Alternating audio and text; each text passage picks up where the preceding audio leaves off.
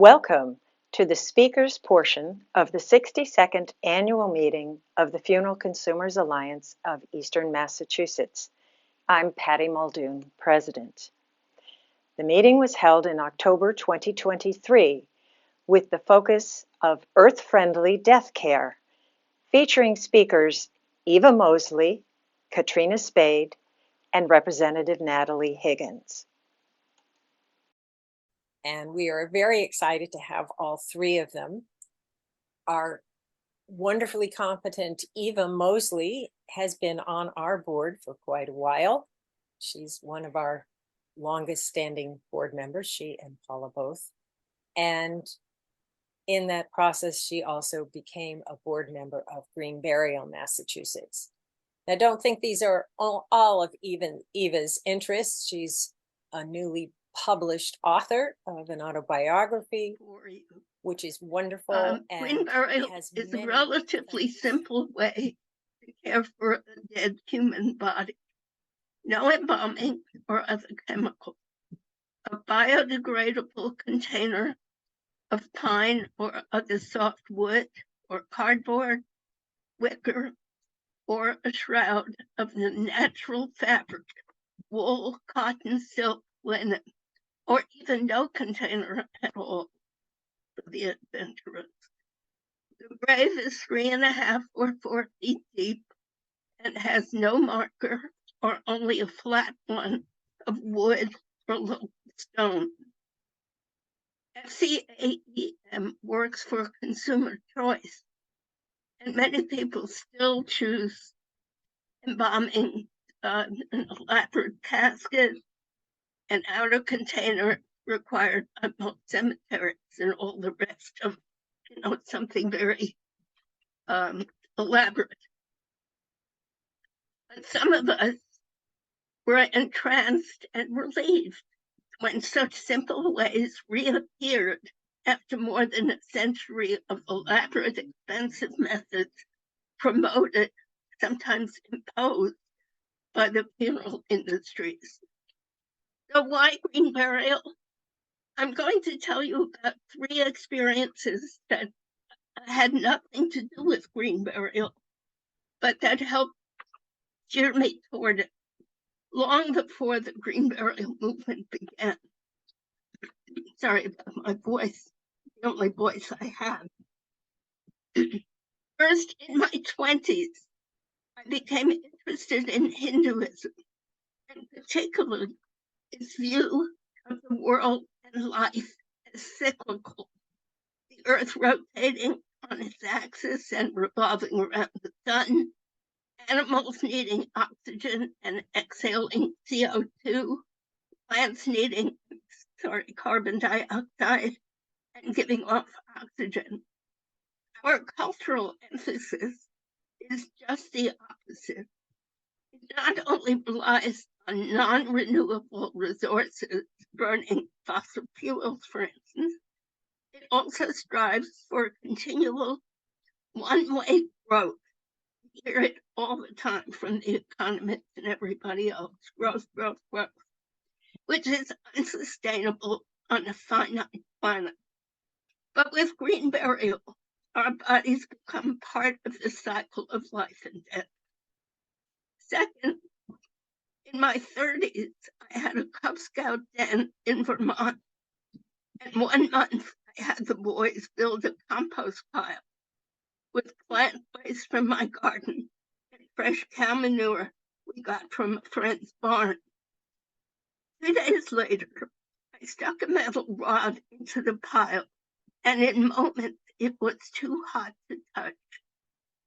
Plant and animal waste was decomposing and would enrich the soil, which would feed new plants, which in turn would feed us and other animals.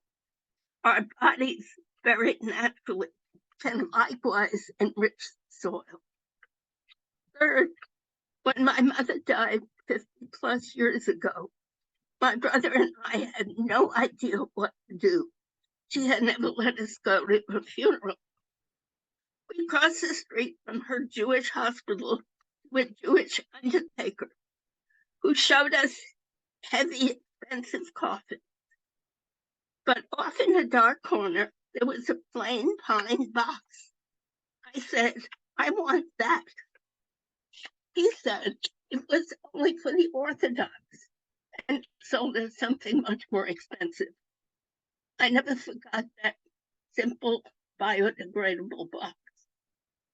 If you envision a cyclical world with waste used to feed new life and bodies buried so as to feed the earth, green burial is what you get. I mean, when I say earth, I mean earth with a capital E and a small e. Some of you might have had such miscellaneous experiences that led you to green burial. Perhaps we can hear about some. But first, what is the state of green burial in Massachusetts? At an FCAEM annual meeting in about 2006, green burial was mentioned, and some of us who were interested found each other. We became a project or committee of FCAEM and FCAWM, Western Mass. And in about 2010, we became a freestanding organization, GBM, Green Burial, Massachusetts. We work with land trusts as they know about land, and you need land for burial. We've looked at many parcels of land.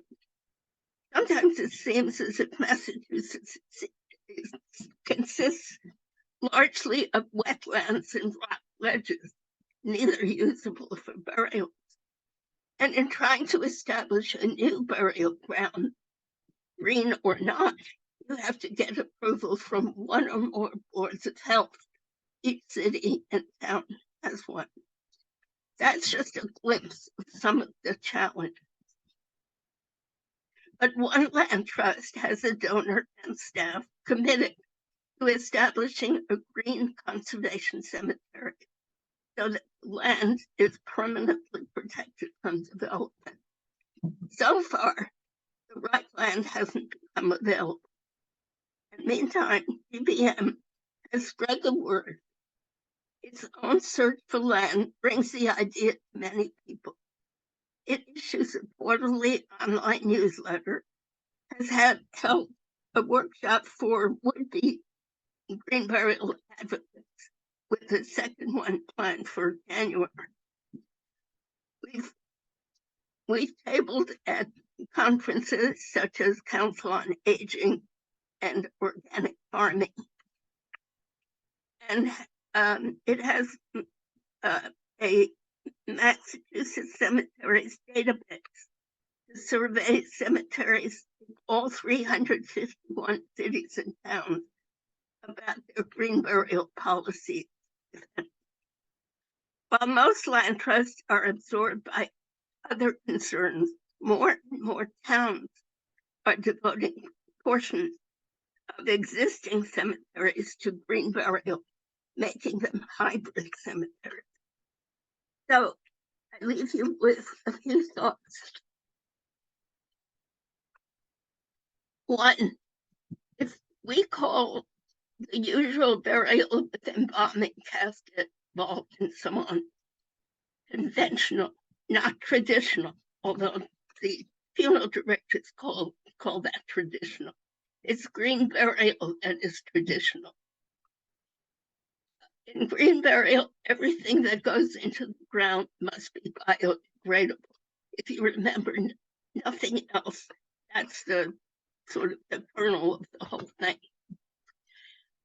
Third, GBM's aim is to establish one or more conservation cemeteries open to all, regardless of residence, religion, or anything else. A lot of cemeteries are only for people in that town or some other criteria. Fourth, anyone who cares about the environment and considers global warming a serious threat should choose an environmentally sound method. Although, as you're probably guessed, I'm committed to green burial. I assumed I would be speaking with people with different ideas. so I'm still for green burial. And finally, things to do. Join GBM, read the newsletter, consult the website, attend the upcoming workshop. Tell the people responsible for cemeteries in your city or town, as well as local funeral directors, that you want a green method and that green burial is rising in popularity because it's better for people and better for the earth. Thank you. Thank you, Eva. I have the Green Burial Massachusetts website up for your request.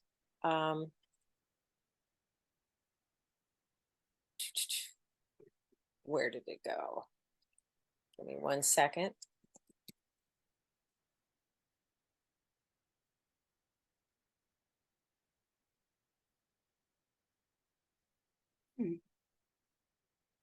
So Bill has brought this up. And Bill, will you take us, please, to the cemetery survey, which is a little further down on the website? Mm.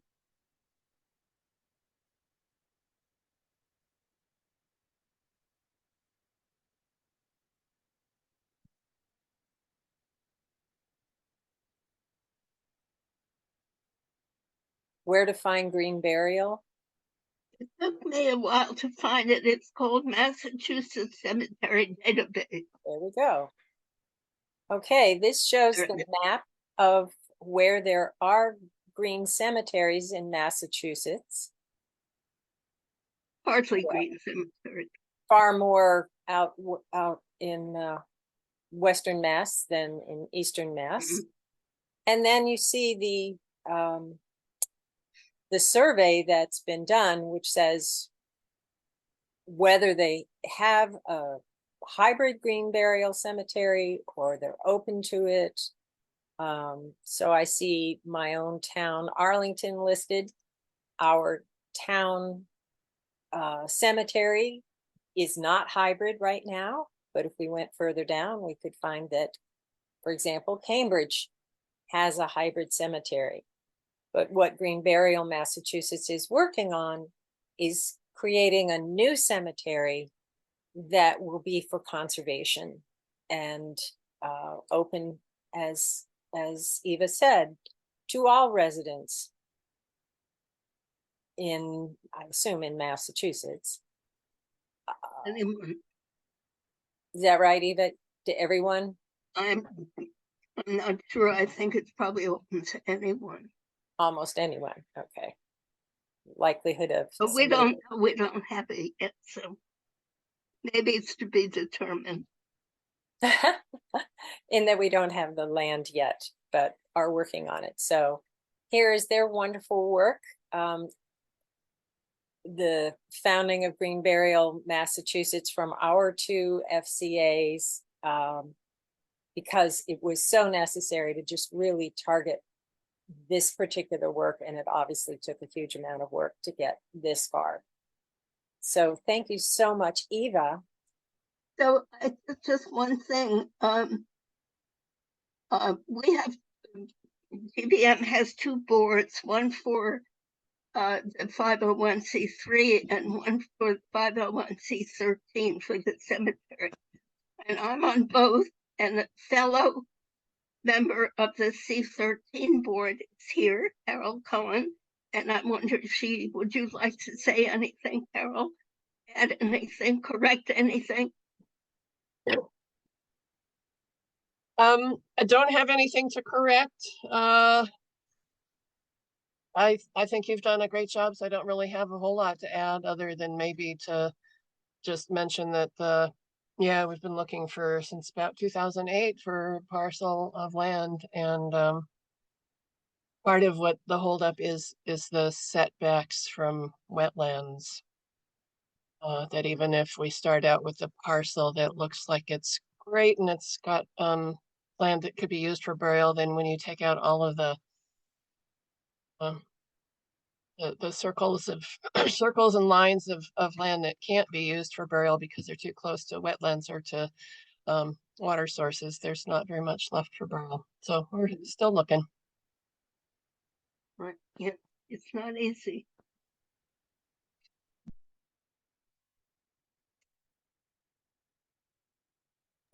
I thank you both for this excellent presentation. And to the rest of our attendees, please start jotting your questions or comments in the chat. We are going to go from one speaker to the next. And so you may have questions for any or all of them, and we invite you to keep track of them so you can focus on the current speaker by putting your thoughts in the chat. And once we are done with all three speakers, I will invite them to add comments or questions to each other and then open it up to us as a group. So I am going to lead next to Katrina Spade, whom I saw come in. And we are very excited to have Katrina Spade here. I see you there, Katrina. Katrina, I will say, is like a rock star in our world. She is the founder of Recompose. She did the research right here at UMass Amherst, going into how do we compost human beings. And she's a featured speaker at the Natural Organic Reduction Conference that was held in Denver earlier this year, that I had the privilege of attending online. And she is the leader in bringing natural organic reduction into not just the United States, into the world. This is a great thing. Katrina Spade. Thank you. Hello, everyone. Nice to be here, and it's so nice to be thinking about my time at UMass Amherst, where I was a graduate school in architecture and started to wonder what my family would do with my body when I died. That's how all of this began, and it's you all know this very well. It's a totally normal question to be asking at any age. So we all have that in common, I'm sure. I'm going to pull up some slides to help give a visual of what the heck I'm talking about as I go. Katrina, give me 1 second to make you a co-host here. No problem. Ruth is clarifying the name of the conference I went to.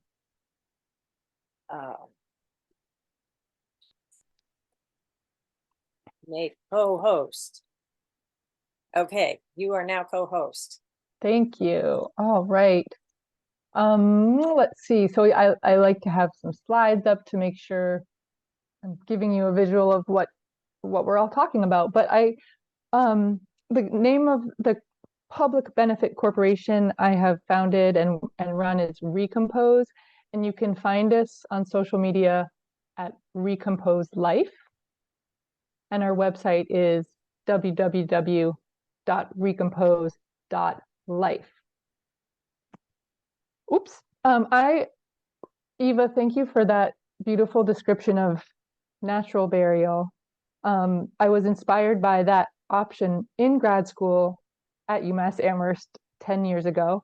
When I started to think about my own body when I died, I knew I didn't want to be cremated, and I didn't want conventional burial.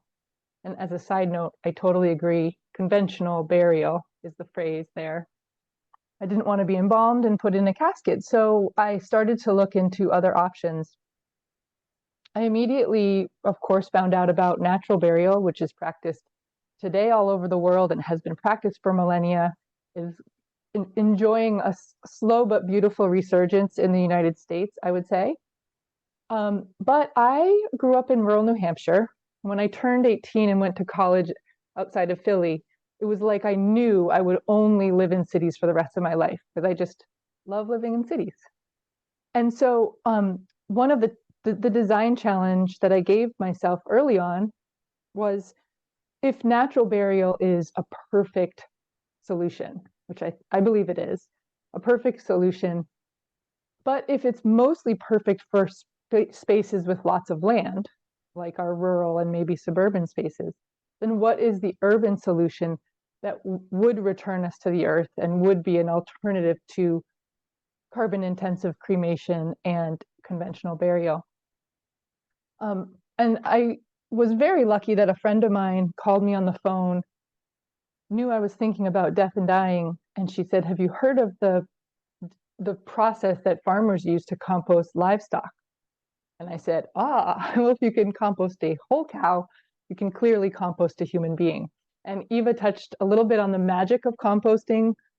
It is an incredible process. I will quickly describe it here on this beautiful forest floor picture where, composting is in many ways mimicking this exact process where dead organic material, sticks, leaves, your errant chipmunk, are decomposing to create soil.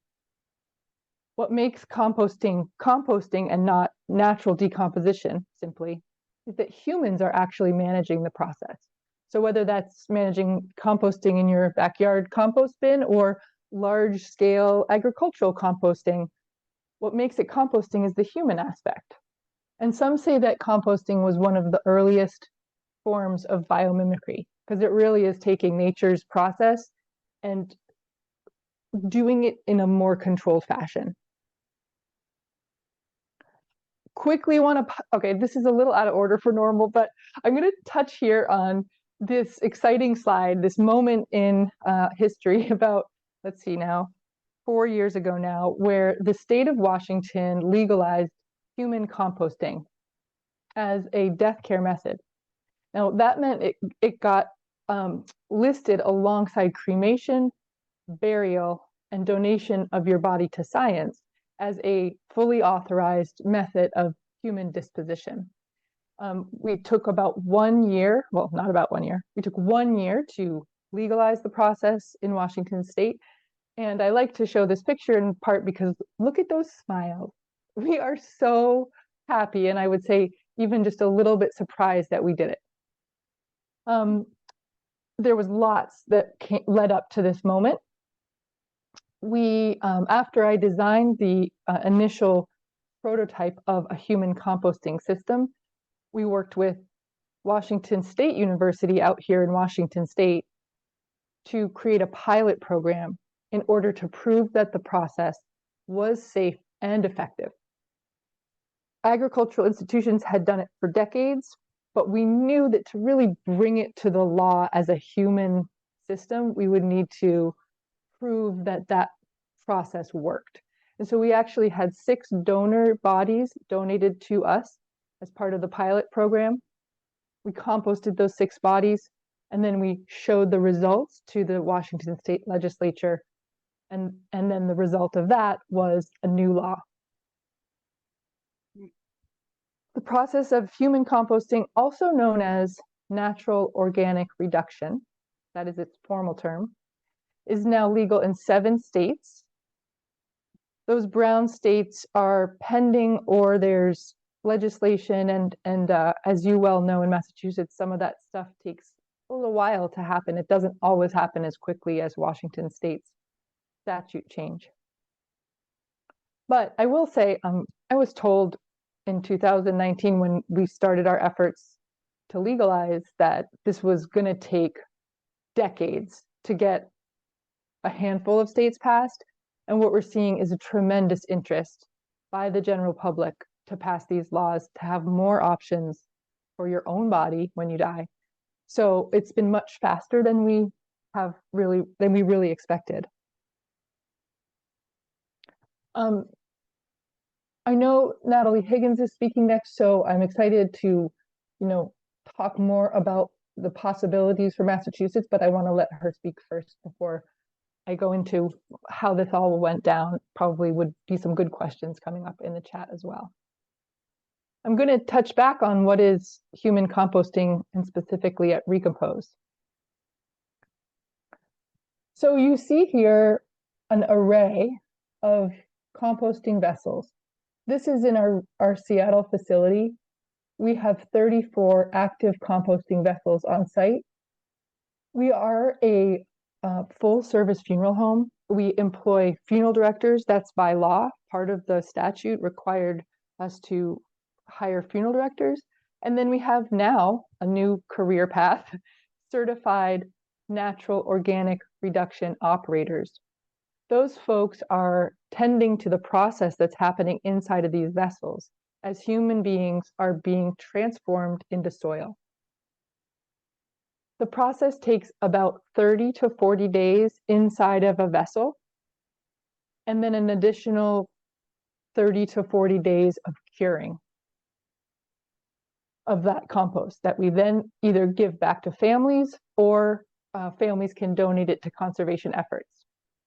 So basic premise here, like the forest floor, instead of sticks and leaves and chipmunks, we are using wood chips, alfalfa, and straw as our plant material mixture. So we lay a bed of that material into the vessel. We place the person's body on top of that material and then fill the vessel with more of the same. So the person is really cocooned inside the vessel in a mix of plant material. The vessels look really cool, but don't do a whole lot. Their main job is to hold that body and that plant material. The second thing they do is each has 2 temperature probes inside it. Those temperature probes are giving our team a readout of the temperature of the material inside. Eva mentioned that hot piece of steel. I have to give you this anecdote. Typically, we're placing a cooled body that's been in refrigerated storage because, by the way, we don't embalm bodies, of course. So we place a cooled body inside of the vessel. And so it's at maybe 55 degrees Fahrenheit. The plant materials maybe 60 degrees Fahrenheit or ambient, but a little cool. On day 2, we see temperatures rise inside the vessel to 150 degrees Fahrenheit.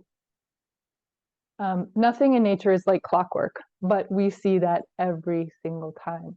And that's because we've created the perfect environment for microbial activity to thrive. So those microbes, that work that the microbes start to do immediately to break down the body and the plant material, that creates heat. And so it's a very important indicator for us that the temperatures are high and stay high. That's how we know the process is working. The third thing the vessels do is about once per week, we rotate them slowly. So our team actually presses a button on the iPad down below, and the vessel rotates slowly. That ensures that everything is mixed well and that air can permeate and reach all of the plant material and everything else. And the final thing that the vessels do is they provide oxygen to the microbes via a basic fan system. But each vessel is being constantly aerated. If you compost, you know that oxygen is critical to the process. About 30 to 40 days after the body's placed in the vessel, our team removes what is now really resembles a fine mulch. This is where our team screens for non-organics, like if you have a titanium hip or other metal, those get recycled. And we're also screening for large bone fragments because quite a bit of bone, almost all the bone remains after 30 to 40 days. And very similar to the process of cremation, we reduce the bone mechanically at that point. The bone is like kind of like a sand-like material at that point and reincorporated with that compost, and everything cures for another month. I know that was a lot of information, but I'm hoping you kind of understand now the kind of journey of the body all the way through into soil. I want to quickly touch on the people who are doing this work. We have a team, like I mentioned, we have a team of natural organic reduction operators. They're really tending to that transformation. They're our gardeners, if you will. And then we have a team that's made up of several funeral directors who take the family all the way through the process when someone dies, all the way through that journey of a couple of months until soil is given back at the end. And so in some ways we technically are a licensed funeral home. I would say we're very different than your typical funeral home, as you can see, but this is a great group of people. This right here is as you can see, it's a little mulch like this compost that we're creating. Because we use so much plant material for the process, each person's body creates a cubic yard. That is the same amount as fits in a pickup truck bed. It's 3 feet by 3 feet by 3 feet. As you might imagine, that's a lot for some families, depending, and especially in urban areas. They may not have use for all of it, which is why we have partnerships now with conservation projects, which are happy to take that donated compost, use it in restoration projects, and then I think be a really lovely, meaningful use of that soil. We also have folks that do come and get the whole cubic yard of soil. My favorite has to be a person died and his sister Marie came with a trailer to Recompose Seattle. Our team loaded up all of her brother's compost. She took it back to the house where he lived in Seattle. He was an avid gardener, and all of his neighbors came with 5-gallon buckets, and they all got a couple of scoops of Wayne's soil and brought it back to their gardens. So that kind of reincorporation of our bodies into nature and nature into the city is really the kind of vision that underpins all of this. And this is the final slide. I wanted to touch on the idea of design for just a moment. Partly because it started as a thesis project in architecture school, but partially, I think, because it's the right way to bring something like this forth. Human composting for me and for Recompose has never just been a way to, big quotes, dispose of a human body. It's always been a way to bring more meaning, more intention, and a larger discussion and conversation around the end of life into this space, which, as you all know, is not as great as it can be. Let's just put it like that. The funeral industry has not done us a lot of favors over the years, and for all sorts of reasons, cultural, etc. We're in a place where we can, let's say we're at a low point where we can bring back so much more meaning and intention to the end of life. And so Recompose has always used the idea of human composting and transforming a body into soil as almost an excuse to also think about ritual, ceremony, marking the event when someone dies. What you're seeing here is a picture of a pretend human body. It's not a real body in this picture. Laid into our threshold vessel, which is this sort of ceremonial vessel before the composting process. You can see the composting vessels in the distance there.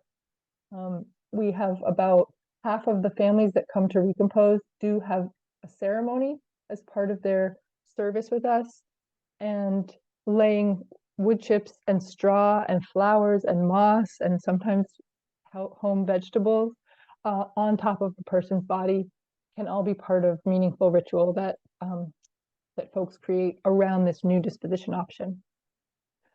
So I'm going to stop there. I'm looking forward to questions and also to the next speaker. Thank you. Forgotten. Thank you. So next, I would like to invite Representative Natalie Higgins as our concluding speaker. She represents the 4th Worcester District and is co-sponsor along with Representative Jack Lewis and with Senator Cynthia Cream, who's filed the same bill under a Senate number. The House number and Senate number are both going to be different, but it is the same bill, House 2193, Senate 1339, that they have filed for this year. And we are in favor of this bill, and we're really excited to have Representative Natalie Higgins here to speak to us about what it will take to implement this, along with alkaline hydrolysis. And Rep. Higgins, I'm going to leave that to you to cover what is actually in your bill, since we've only covered half of the idea there. And let me ask you first, do you need to be co-host? Do you have I did not bring slides, and I hope to be pretty brief because I feel like a lot of you probably have questions about where we are in the process, but I can catch everyone up and share kind of how I came to this work. And I'm really grateful for the Funeral Consumers Alliance and so many folks on this Zoom for helping me understand these issues more critically. Most legislation in Massachusetts comes with like painstaking months, years of development. I will be honest and admit that this bill that I am working on came at 11 p.m. text to Rep. Jack Patrick Lewis saying, hey, did you see what happened in Washington State around human composting? I would really like that. Like that resonates for me personally. It's not clear what the Massachusetts law says about this. Do you think it's a terrible idea if I introduce this bill? And he wrote back, and I started with him because I figured it was pretty safe. He was like, no, I think it's a great idea. Can we work on it together? And so my background, I was a rape crisis counselor for about a decade before running for office, and Jack is an ordained minister. And we think our backgrounds, me as a trauma counselor, him as a minister, are particularly unique to bring what can sometimes be an uncomfortable conversation to 198 other legislators in the Massachusetts state legislature. And so how we worked with the legislative drafters to draft this, you have heard Katrina allude to this. The legislative process in Massachusetts can sometimes be painstakingly slow. And we didn't want to come into this space disrupting too much, because we know that the idea of human composting, natural organic reduction, alkaline hydrolysis is either met with a lot of confusion or a lot of enthusiasm now. And we wanted to start to have that conversation last session. And so we pitched it as an addendum to the fire-based cremation statutory language. So looking at our 400-year-old laws, saying when the laws around fire-based cremation came about, they didn't really contemplate natural organic reduction or alkaline hydrolysis. Let's define them, put them right into that statute, and see where we go. And we were really encouraged last session that the bill made it out of the Public Health Committee on the first try. That is quite an unlikely hurdle for a new bill. We often talk about legislation as a conversation starter. The first time we file it, we kind of get a chance to see what the initial reaction is. And the bill made it through pretty wholly through the Public Health Committee. So that was a really great place to start. We've had our hearing this session. We made some language tweaks, really minor, to make sure that the Cemetery Association was on board. It doesn't change the intent of the bill, but it was just removing some language that was unnecessary and kind of showed up a couple of extra times in our drafting. So we streamlined the bill a little bit. And the bill had a hearing about a month ago. It went really well. The one thing that I can say that you all can be helpful with if you're supporting this legislation is helping us grow the co-sponsor list. It's not exactly where we hoped it would be this session. It's just around 30 legislators, but that's not something that we think is going to prevent it from getting out of the Public Health Committee. The next challenge we have for the Massachusetts state legislature is really creating a sense of urgency. And Katrina and so many other advocates across the country are doing a good job because we're seeing these laws pass in a lot of other states. And Massachusetts never likes to be last to the table. So we're really hoping that we can make sure that this is allowable in Massachusetts, and something that really is just another consumer option for folks, right? We're not pitching it as like the end all be all. We want to make sure folks have more options, that they're more cost effective. I represent the city of Leominster, which is a gateway city.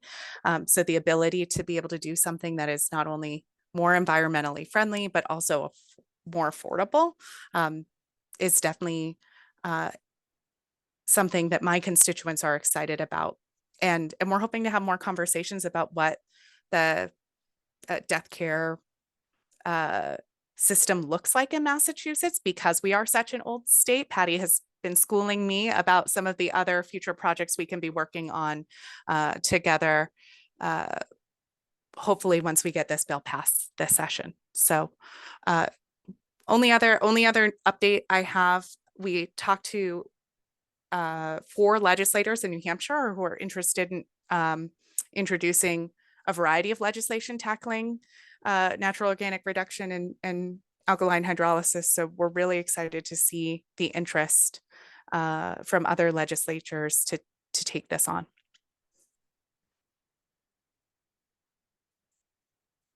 Terrific. Thank you. So before I open it up to everyone, I would like to invite the speakers to comment or ask each other questions. So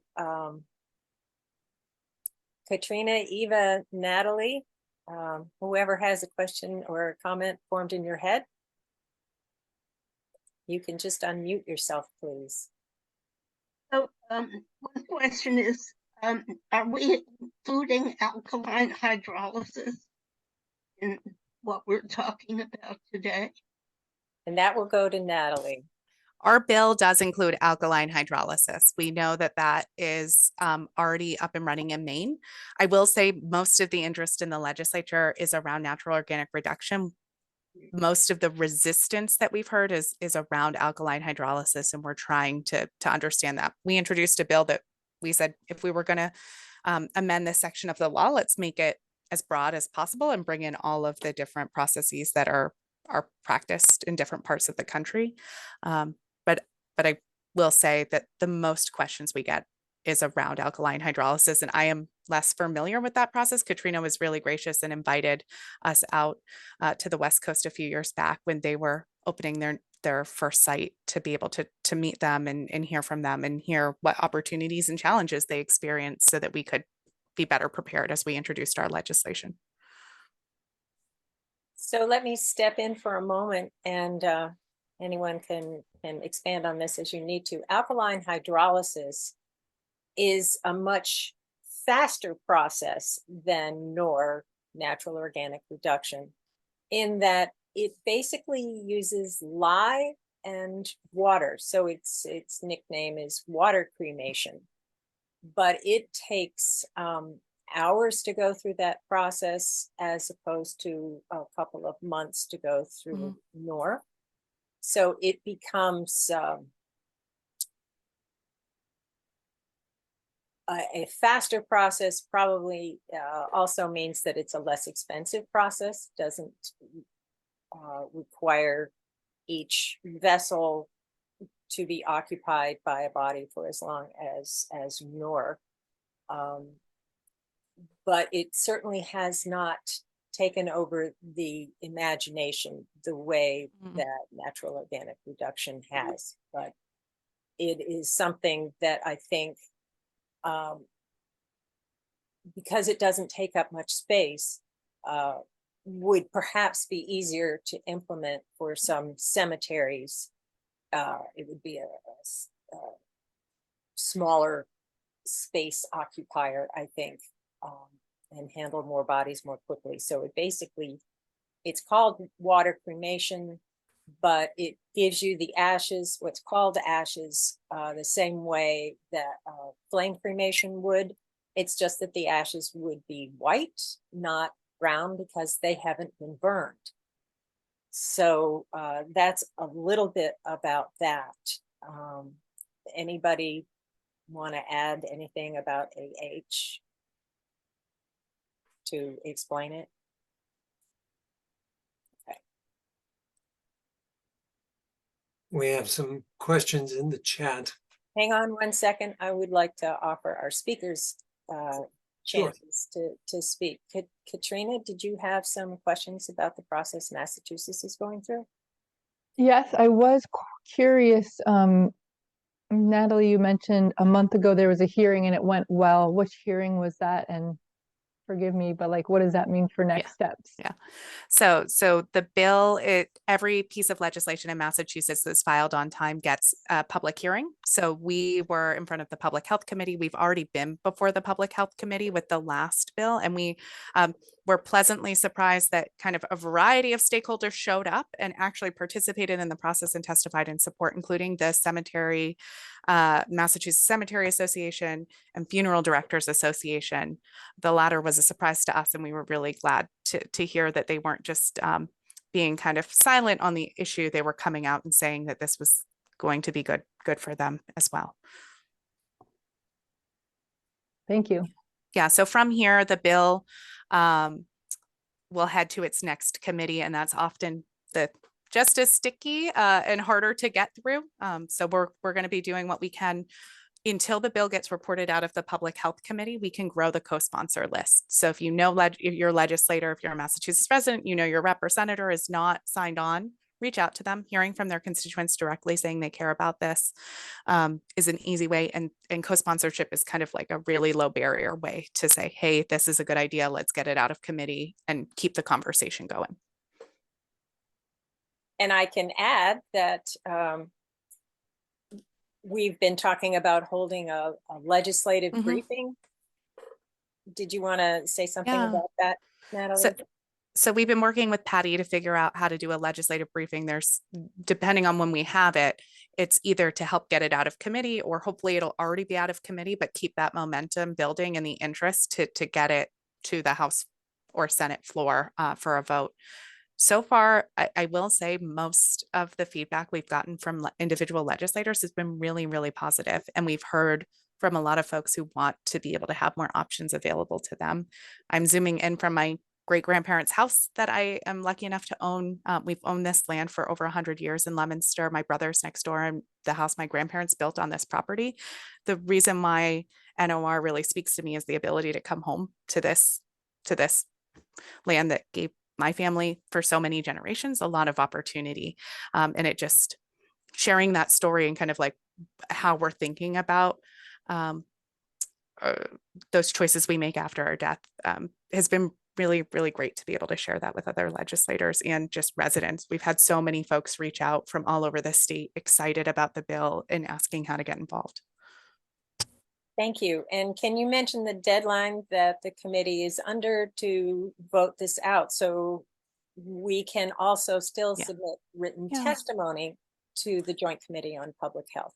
Yeah, second week of February. I don't know exactly the date. So kind of early February, we'll know what's going on. We'll let you know if we hear anything concerning, but we're hoping that this bill will kind of sail through public health like it did the last time, because it's in a stronger position in its second filing. And now it's us making the case to House and Senate leadership that we've got everyone on board. It's got bipartisan support, and any of the opposition that was kind of lingering last session has completely gone away. That's very exciting. So two requests is ask your legislator to co-sponsor the bill, and second request is to send written testimony to the Joint Committee on Public Health and maybe forward that to your legislator as well. Eva. And Pat, I'm sorry, Natalie. I was just going to say, Patty, and just to add, I mean, this is where you're all going to come in, is like, it'll be great when we pass this legislation, getting it implemented and making sure that it's actually happening in Massachusetts and we have cemeteries offering it is going to be kind of like the bigger hurdle, right? So we're not going to be done. We got to get this bill passed so that we can make it clear that it is allowable under state law. But after that, our work's not done. We got to make sure that it's accessible to folks all across Massachusetts. We have a quick question on the bill number, please. The House bill is 2193 and the Senate bill is 1339. I was hoping to be able to drop links in the chat, but it looks like they're doing some work on the Massachusetts State Legislature's website this weekend because it's down. So if you want some funny images, no matter what page you go to, you get like an "oh my cod," a little fish reference to Massachusetts history and the great fish in the legislature. we would be delighted to send that contact information out to everyone who registers. So not a problem there. Eva. I don't want to be an but NOR is perfectly reasonable and acceptable to me. I could even imagine using it. I don't understand alkaline hydrolysis. What is left at the end of that process? And is it any use to anybody?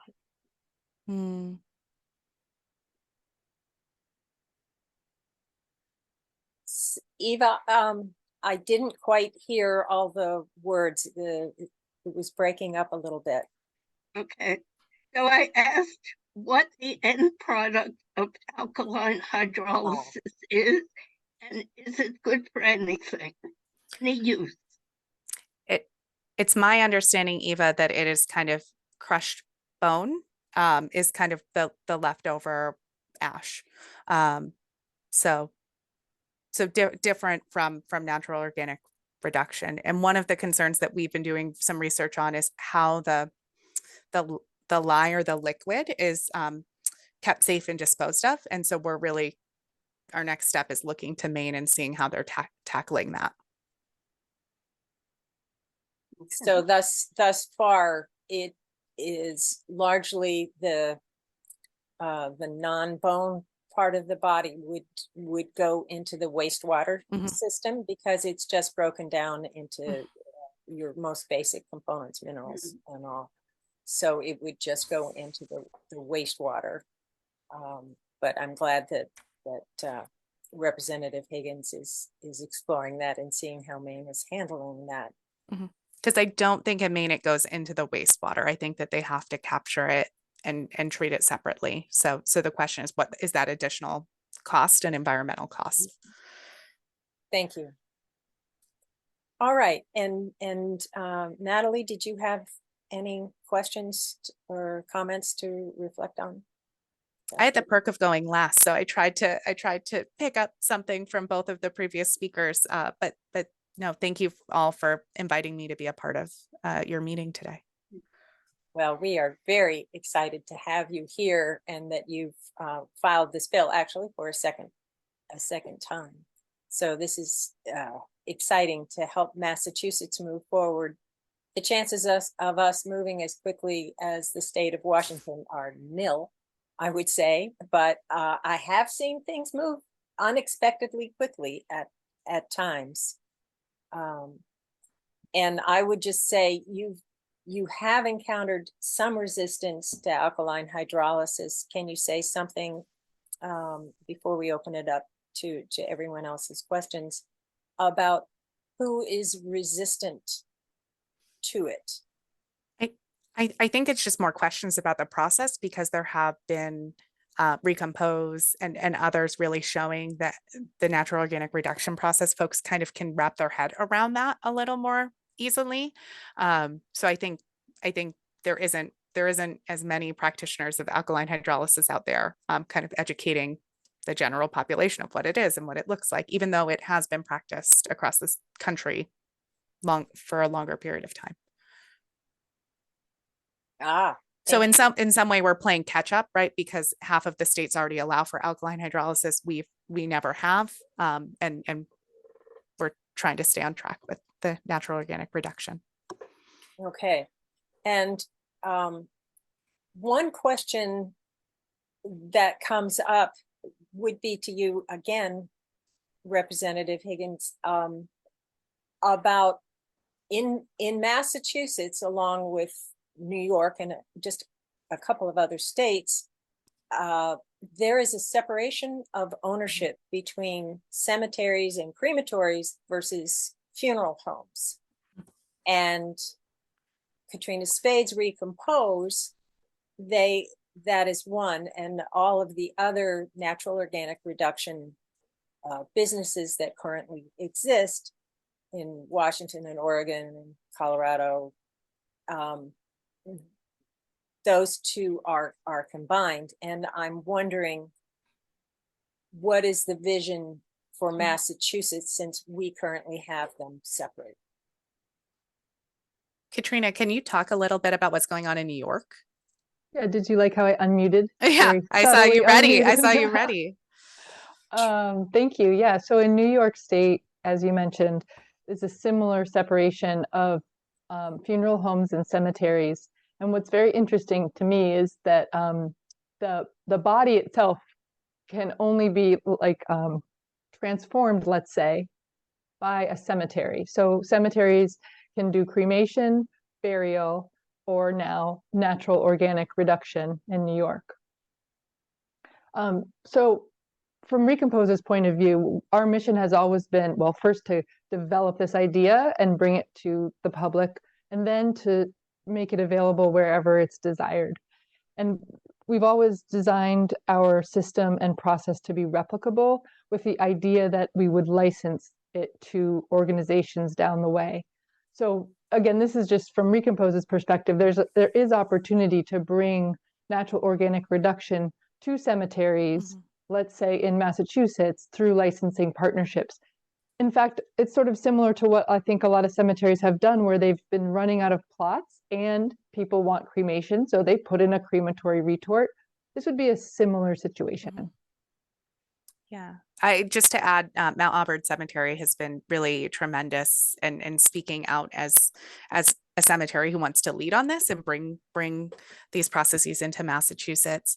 And it seems like from talking to the Cemetery Association, a lot of them know, right? Like they're not natural organic reduction experts. So they're going to be looking to the organizations across the country that are already doing it in other states to either partner or license with them to be able to bring that technology into their operations.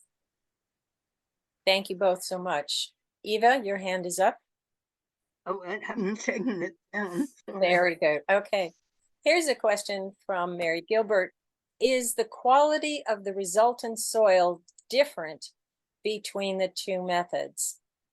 And specifically to Rep. Higgins, how can we find out who has co-sponsored so far? So on the second point, if you just send me the list, I'll distribute that to folks here and put that on our website.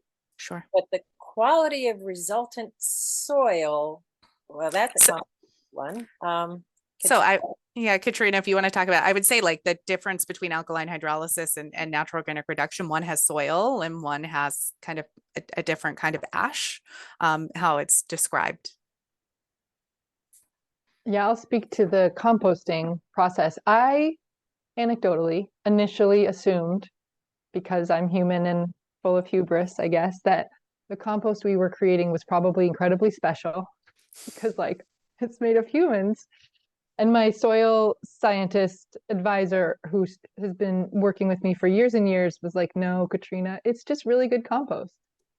Like, yeah, we're like anything else in the end. So, but it is really decent compost. I have not right here, but I can send out after like a listing of the gardening compost characteristics of sort of our average batch, if you like, for those of you who are gardeners, but I don't have it right at the top of my mind. Jasmine Tangway put in her note that some folks have argued that the effluent from AH can be used as a soil amendment like fertilizer, but that questions whether that might need to legalize separately, which would certainly add a layer of complication.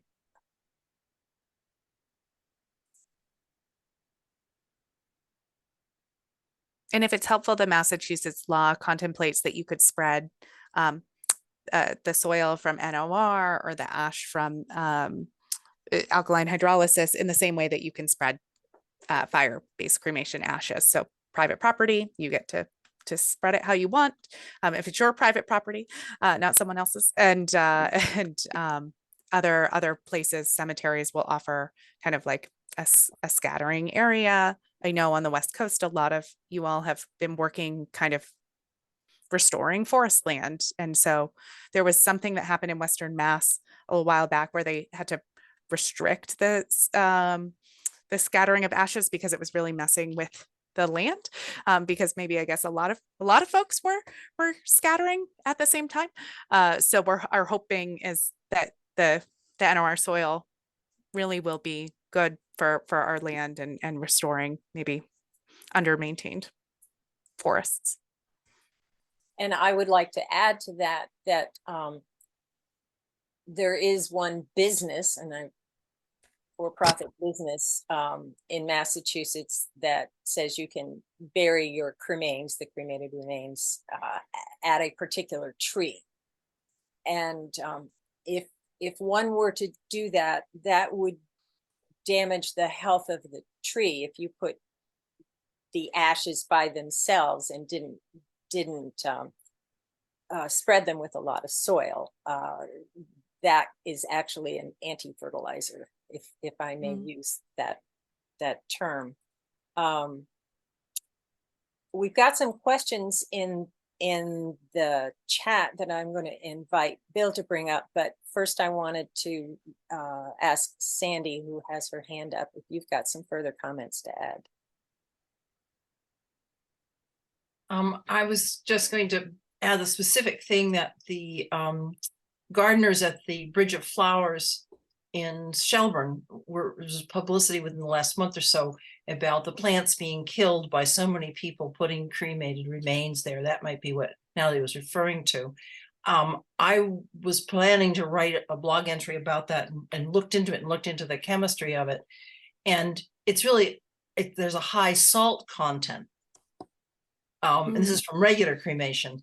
So a question I have is, if you have alkaline hydrolysis, the results from that, is it less salty in any way than the burned one, or does it have the same problem? I don't think any of us can answer that right now, but the basic idea is that the cremation takes away, it's a sterile product that comes out of it. There's not much that is immediately useful by plants.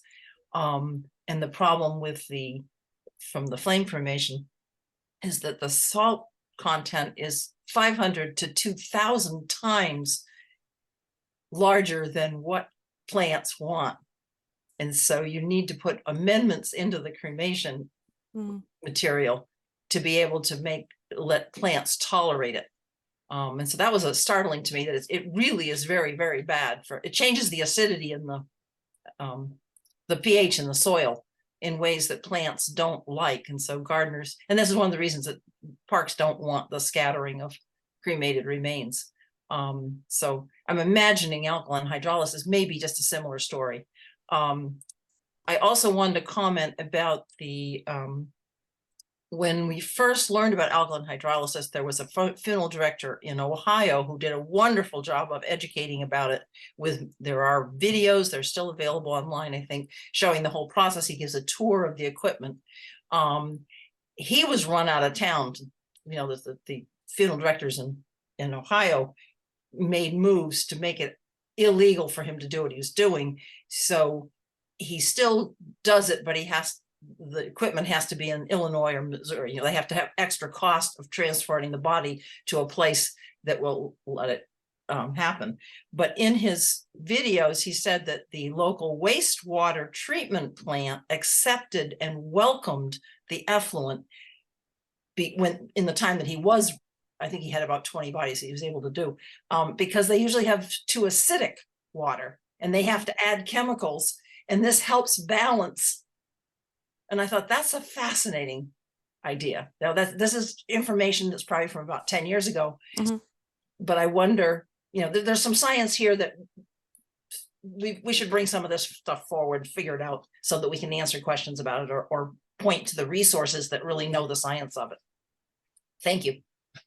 I will say Madison in my office is planning a trip for our office to go up to Maine and try to find out if we can actually do a tour. So if I can bring back more information, her dad is a former funeral director and really is pushing us to do it because he wants to check it out too. So excellent. Thank you so much. And thank you, Sandy, for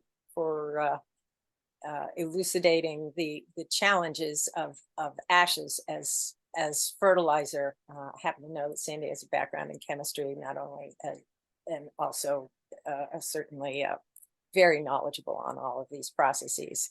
So I'm going to invite Bill to bring up some questions from the chat that other people have raised.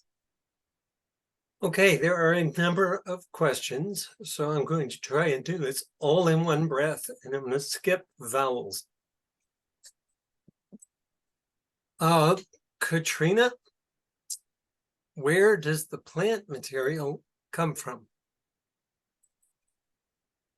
Great question.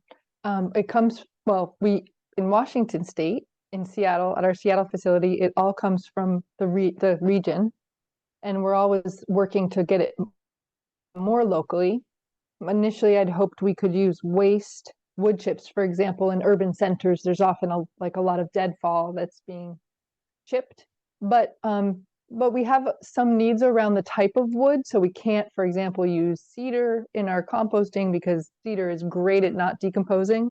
So we get commercial wood chips right now, but there's lots of Excuse me, sorry. Yeah. How much is required per body? We use about 2.5 cubic yards of plant material. And do you have any measure of the carbon footprint of the wood chip, alfalfa, straw growth, processing, transport, etc.? Yes.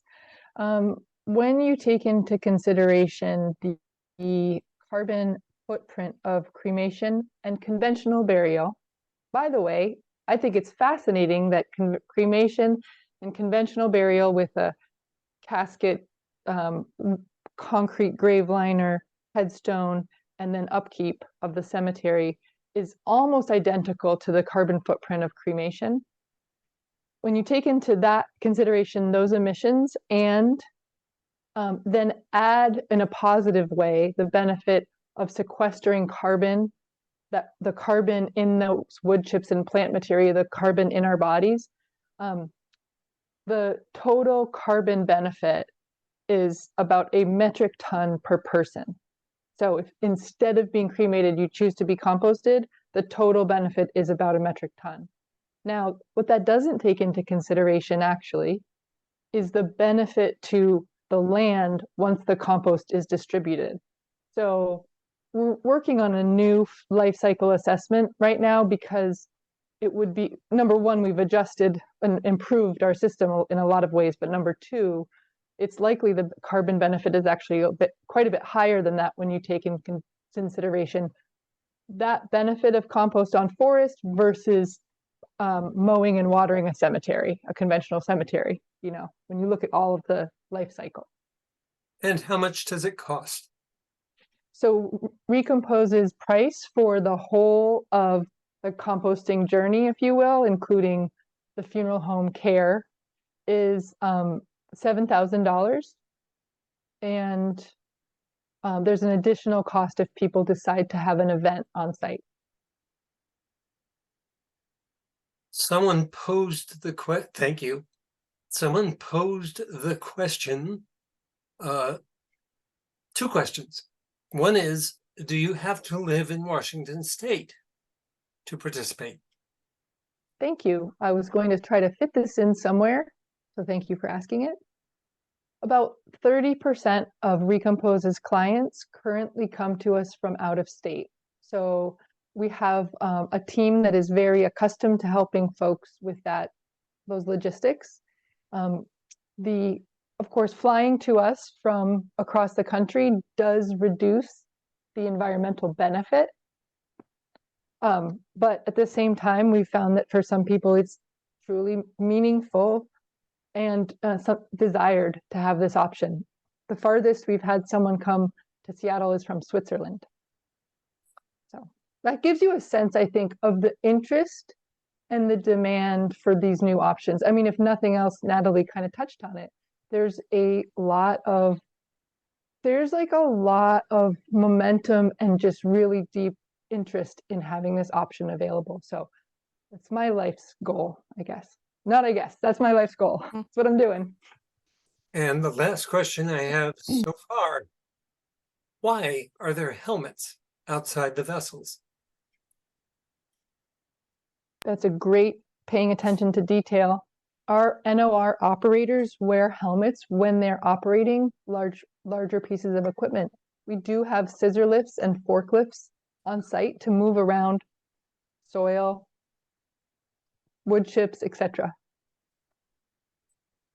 Watch those wood chips. How much does it cost to establish a functioning NOR business from the start? Wow. It's a very good question.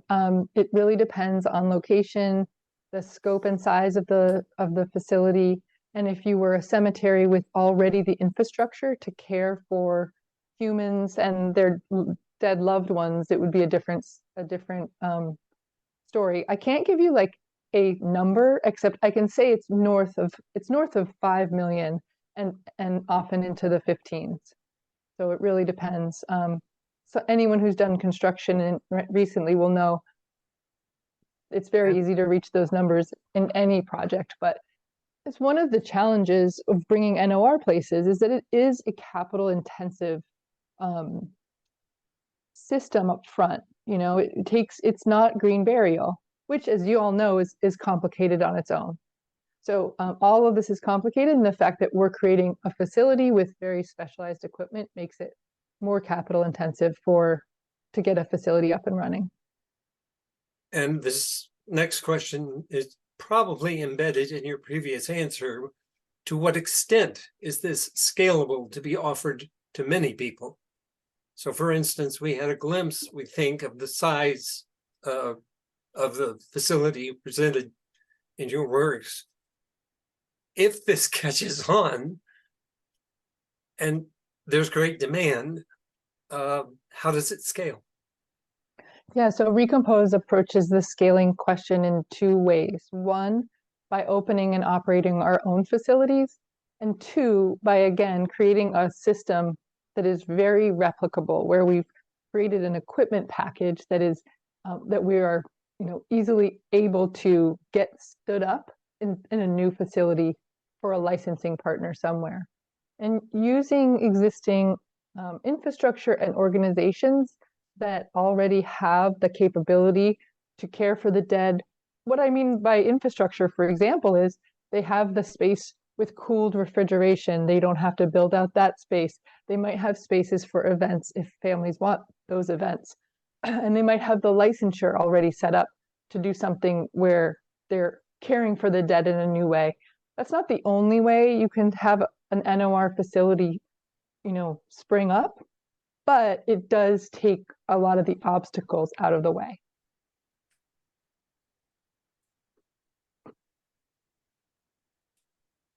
Wow, awesome. I would like to mention that we are about to lose Representative Higgins, who needs to leave about now. And first say thank you so much for being there and for providing this great leadership in accomplishing getting this bill not only filed but activated.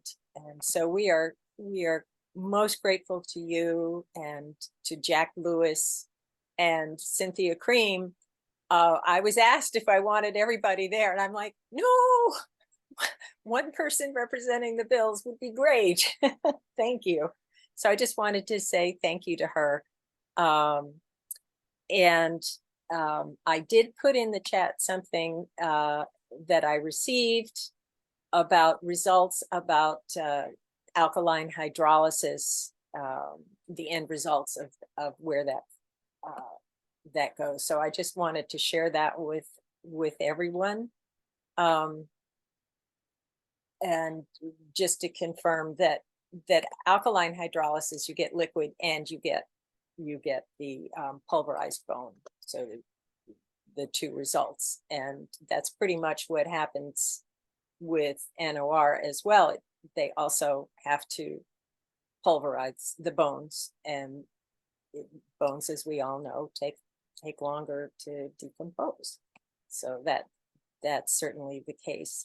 Does anybody else have any quick question that they really wanted to ask? Because I think this has been a very fruitful, interesting discussion on on these things. So just raise your hand if you'd be interested in natural organic reduction. Yeah, I think there's a lot of interest here. How about green burial? So when I'm doing my advanced directives, I'm like, well, yeah, I want an environmentally friendly solution for for my body when I'm done, but I can't put it there yet because we don't have a green burial cemetery that would take my body. I don't fit the criteria. I don't belong to this church or meeting, and the cemeteries that are out there, I'm not the resident of. And we don't have natural organic reduction, and we don't have alkaline hydrolysis. But that's where we all come in. We've got the leaders right in front of us who are working on all the technologies to make these things happen, and working on the research to bring this forward. And how exciting a time we live in.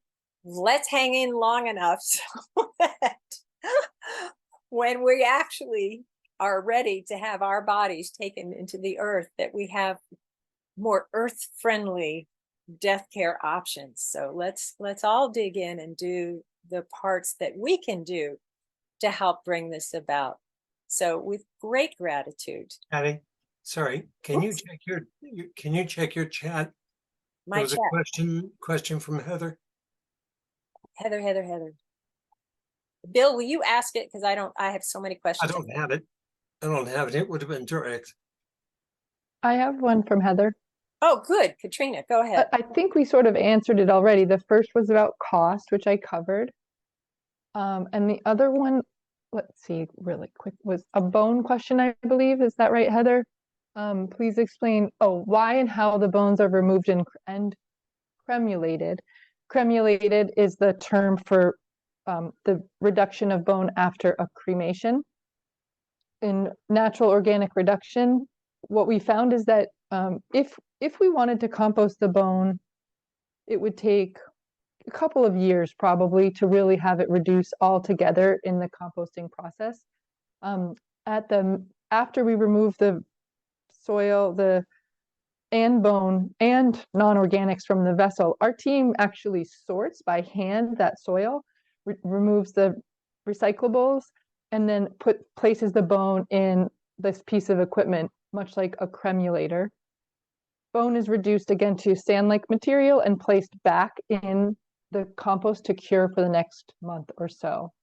The why is that it would take too long to be a reasonable amount of time in a vessel, really.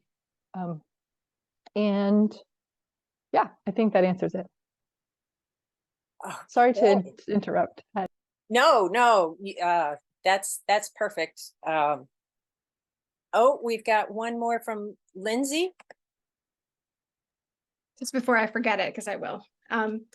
It's for Katrina. Hi, big fan. So I'm hoping one day maybe you'll franchise if we get it legalized here, maybe.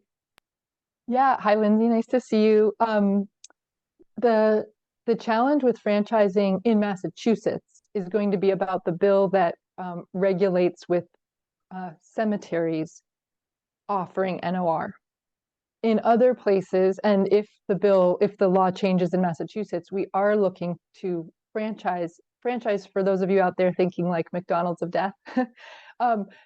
Think instead of Recompose has created a client experience and a very I think well-designed system, and franchisees would replicate that whole experience in another place. So we do want to do that with folks. We are looking at that as an option and talking to people, but it's tricky in a state like Massachusetts. I'm so excited to have Katrina Spade here, Rep. Higgins, and our own beloved Eva Moseley.